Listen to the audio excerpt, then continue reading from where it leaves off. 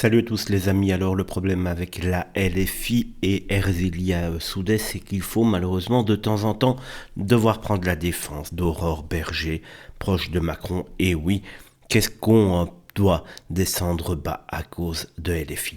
Nouvelle séquence électrique dans la sphère politique française, on a l'habitude avec LFI, la députée Erzilia Soudais a déchaîné les réseaux sociaux avec un tweet incendiaire contre Aurore Berger. En réaction à une déclaration de cette dernière sur BFM, où la ministre comparait Jean-Luc Mélenchon à Jean-Marie Le Pen en matière d'antisémitisme, Erzilia Soudais répliquait avec virulence, qualifiant Aurore Berger de grande malade, toujours très classe, et évoquant la bête immonde que celle-ci nourrirait. Une charge violente qui n'a pas manqué de faire réagir, mais cette fois ce sont les internautes eux-mêmes qui ont déclenché une véritable riposte. En commentaire, des dizaines de messages pointent l'hypocrisie supposée de LFI, accusant à leur tour Erzilia et son parti d'entretenir des proximités idéologiques ambiguës avec les islamistes radicaux.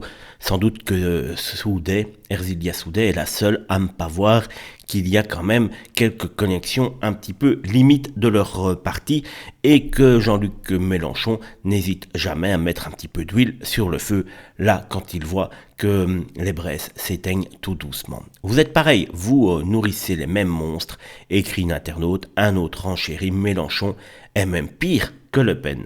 Plus surprenant encore, certains électeurs de gauche expriment carrément leur ras-le-bol face à une gauche moralisatrice devenue inaudible. Cette fameuse bête immonde est aussi bien nourrie par l'extrême droite que par LFI, peut-on lire. D'autres s'en prennent au ton méprisant et moralisateur de Erzilia Soudais, moquant sa voix, ses références ou encore son agressivité systématique. Et là, mon Dieu, qu'est-ce qu'ils ont raison.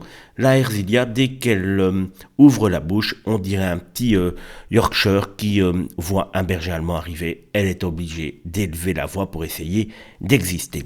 La violence du débat montre à quel point les lignes politiques sont brouillées. Pour certains, LFI serait même devenue la caricature de ce qu'elle prétend combattre. Et si Erzilia Soudais pensait marquer un point contre Aurore Berger, cette passe d'armes semble s'être retournée une fois de plus contre elle.